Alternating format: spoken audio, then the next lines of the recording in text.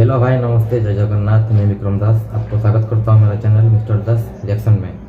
Friends, मेरा first video है और मेरा नया चैनल है, मेरा फर्स्ट वीडियो है। प्लीज़ मेरा चैनल को सब्सक्राइब करें, वीडियो को लाइक करें एंड शेयर करें। ओके, चलो देखते हैं आज एक वीडियो को रिएक्शन देते हैं।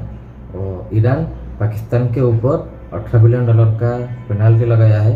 गौरव भाई का एक वीडियो है, देखते हैं वीडियो में क्या है क्या नहीं। चलो वीडियो स्टार्ट करते हैं।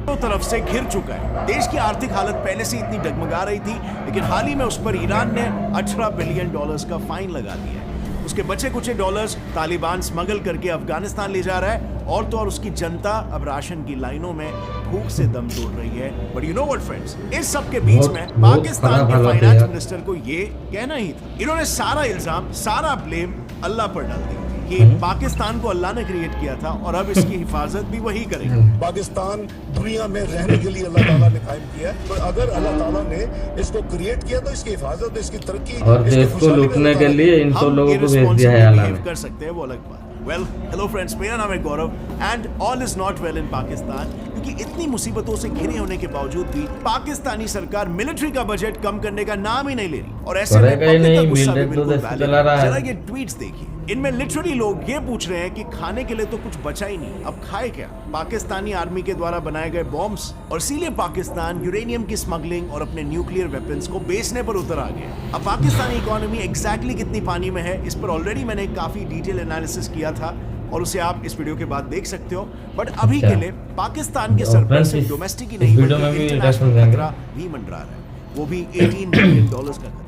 ध्यान से सुनना। सो ये है 1880 किलोमीटर लंबी ईरान पाकिस्तान की पाइपलाइन, जिसका काम है ईरान में मौजूद दुनिया की सबसे बड़ी नेचुरल गैस फील्ड से पाकिस्तान के लिए इन इलाकों में नेचुरल गैस पहुंचाना। वैसे इनिशियली अगर देखा जाए तो इंडिया भी इस प्रोजेक्ट का एक हिस्सा था, लेकिन सिक्योरिटी रीजंस की वजह से इंडिया पीछे हट गया। Anyway, सबसे इंपॉर्टेंट बात यह है कि इस पाइपलाइन की डेडलाइन थी 2014, और ईरान ने डील के मुताबिक अपने हिस्से की 1100 किलोमीटर की पाइपलाइन ऑलरेडी बना दी। पर पाकिस्तान की साइड पर पाइपलाइन का नामो निशान था, कारण यूएस सैंक्शंस का डर। खैर, इस सब के बावजूद 2019 में ईरान ने पाकिस्तान के साथ एक बार फिर से डील साइन की और डेडलाइन 10 साल आगे शिफ्ट कर दिया 2024। लेकिन फिर से हुआ ये कि पाकिस्तान का काम चालू भी नहीं हुआ और ईरान के नोटिसेस आ गए। पर इस बार ईरान चुप नहीं बैठने वाला है। तो अभी स्टेटस ये है ना कि हाल ही में उसने पाकिस्तान को अल्टीमेटम दे दिया है, या तो वो प्रोजेक्ट को पूरा करे या फिर $18 बिलियन की पेनल्टी भरने को तैयार हो जाए। भाई करने का तो हम नहीं, तो क्यों भाई साइन करके आते हो? पाकिस्तान के पास सब कुछ मिला जुला के हार्डली कुछ $4 से $5 बिलियन बचे हैं, तो वो कम हो गए। 18 बिलियन, 2 से 3 बिलियन का ना रहे। So see, ऐसे सिचुएशंस में ना कंट्रीज मैटर को इंटरनेशनल कोर्ट ऑफ जस्टिस यानी कि ICJ में लेकर जाती है। अब मान लो ईरान ICJ में जाए और केस जीत जाए, तो ऐसे में होगा ये कि उसे ईरान में मौजूद पाकिस्तानी एसेट्स जैसे उनकी सरकारी बिल्डिंग्स या एम्बेसी एक्सेट्रा मिल जाएगी, और फिर ईरान उन्हें बेचकर अपने पैसे को वसूल कर सकेगा। सो फ्यूचर में ईरान पाकिस्तान के लिए एक बहुत ही बड़ा थ्रेट बन सकता है। बट वेट,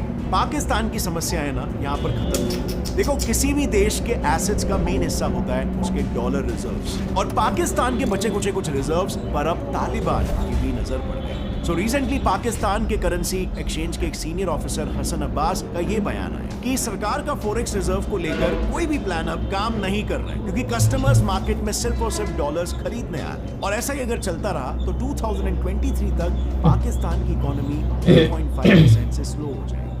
और ये बात बिल्कुल सही भी है, क्योंकि अकॉर्डिंग टू वर्ल्ड बैंक 2050 तक पाकिस्तान की GDP 18% से 19% तक गिरने वाली है। लेकिन वहीं पर Indian economy on the other hand 5 trillion को क्रॉस कर देगी। अब इंडियन इकोनॉमी के इस बूम में मेजर हाथ IT सेक्टर्स का होगा, क्योंकि ये सेक्टर 300 से $350 बिलियन का एनुअल प्राउड फील होता है जब इंडिया का नाम आता है। आप इस एक्सट्रीमली तेजी से बढ़ती इंडस्ट्री का एक पार्ट बन सकते हो, वो भी सिर्फ 6 से 6.5 महीनों के अंदर एज अ डेटा एनालिस्ट, जो एक बहुत ही हाई सैलरी वाला जॉब है, बिना कोई प्रायर नॉलेज के कोडिंग इन्वेडर्स प्लेटफॉर्म के थ्रू। आपको बस स्किल्स और जोश चाहिए सीखने का। कोडिंग इन्वेडर्स इंडिया का एक ऐसा प्लेटफॉर्म है जो आपको एक क्विक स्टार्ट दिलाने के साथ आपको एक हाई पेइंग जॉब ऑफर दिलाने में मदद करता है IT सेक्टर। अगर आप नॉन आईटी बैकग्राउंड से भी हो तो भी चिंता की कोई बात नहीं है, क्योंकि इन्फोसिस, ZTV, हेक्सार, एटॉस जैसी कंपनीज के प्रोफेशनल्स आपको यहाँ पर ट्रेन करेंगे और इनके ट्रेनिंग में आपको 30 से भी ज्यादा प्रोजेक्ट्स और बिजनेस केस स्टडीज, 1500 से भी ज्यादा एक्सेस असाइनमेंट्स और 2 लाइव सेशंस हर हफ्ते मिलेंगे। यहाँ पर आपको हार्ड स्किल्स जैसे कि SQL और पाइथन भी सिखाया जाएगा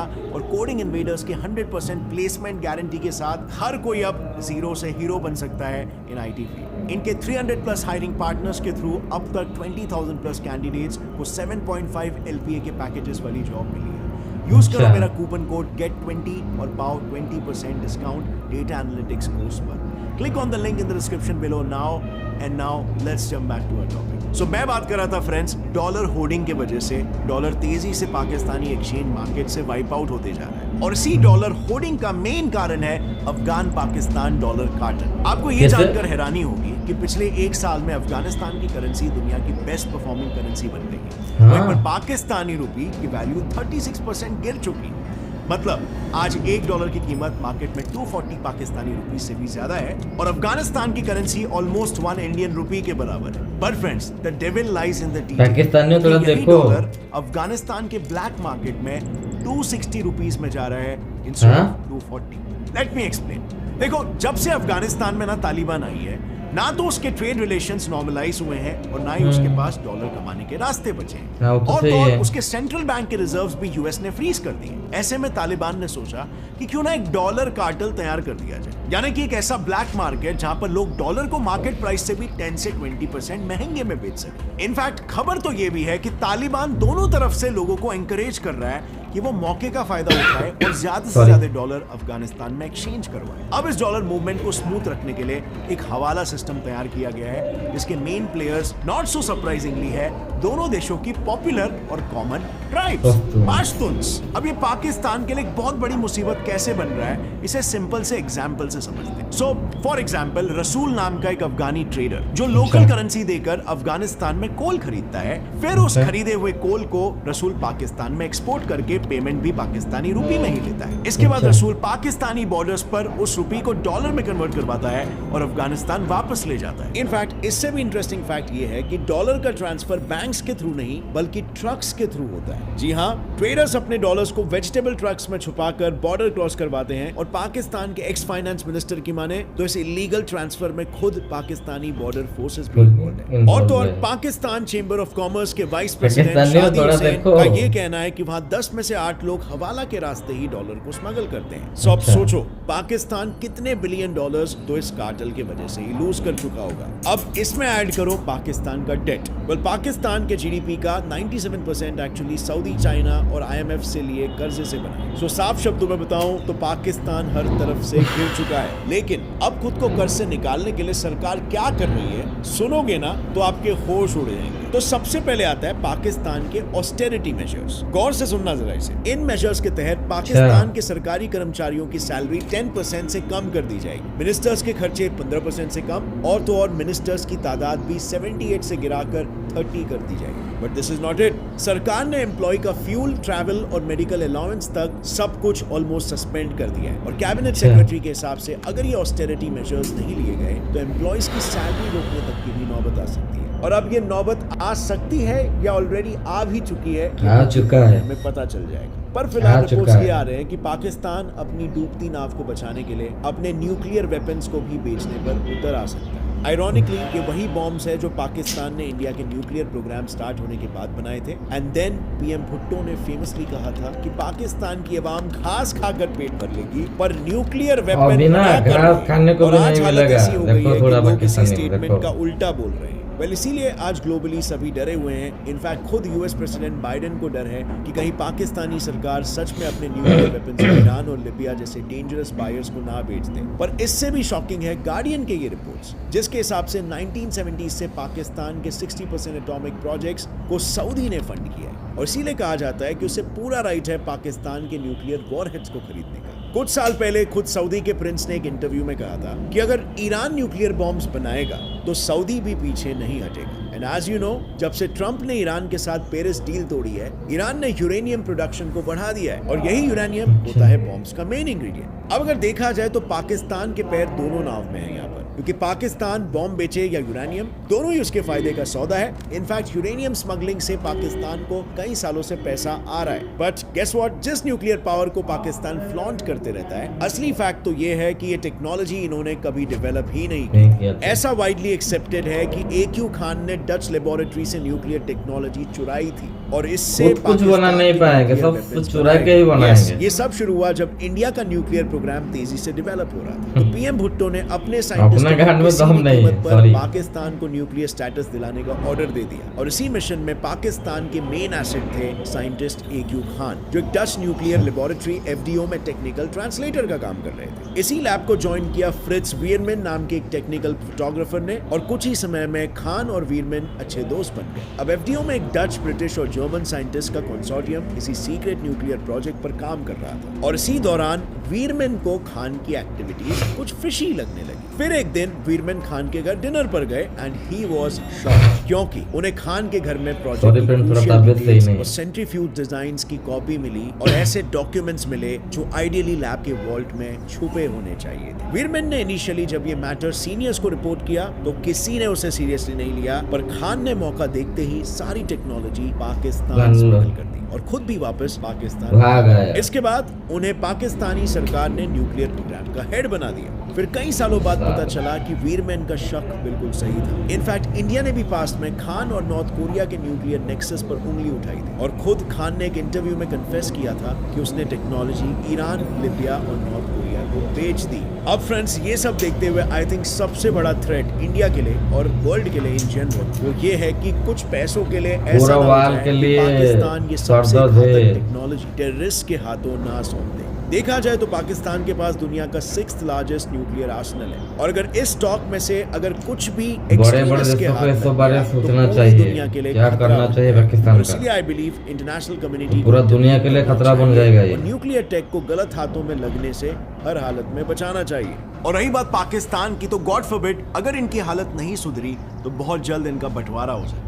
इनके पॉसिबल बंटवारे के बारे में हमने ऑलरेडी इस वीडियो में डिस्कस किया है, तो अगर आपने इसे चेकआउट नहीं किया है तो इसे ज़रूर देखना, आपको पूरी सिचुएशन समझ में आएगी पाकिस्तान की। और अगर आपको इस वीडियो से कुछ भी नया सीखने मिला, एक लाइक ज़रूर ठोकना।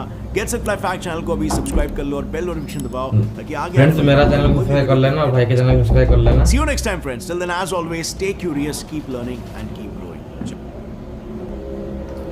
ठीक है दोस्तों, वीडियो यहीं पे ख़त्म हो गया है।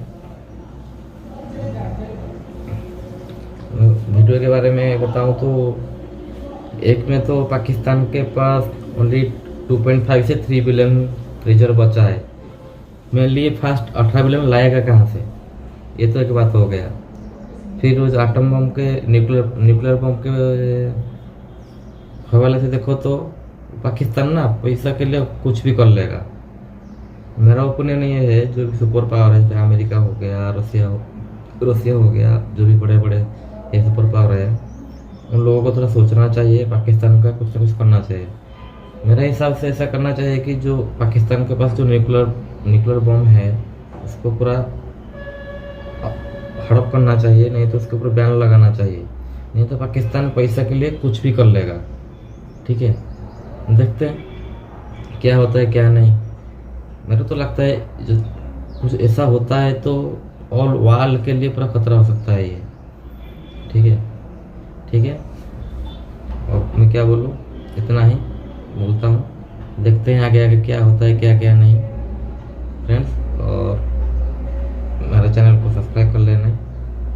वीडियो अच्छा लगता है तो लाइक करें, शेयर करें। और मेरा फर्स्ट वीडियो है, मैं थोड़ा इतना सही से बोल नहीं पा रहा हूँ और आप थोड़ा सपोर्ट कीजिए तो आगे अच्छा वीडियो में लाऊंगा। ठीक है, इतना ही रखता हूँ। जय जगन्नाथ, जय हिंद, जय भारत।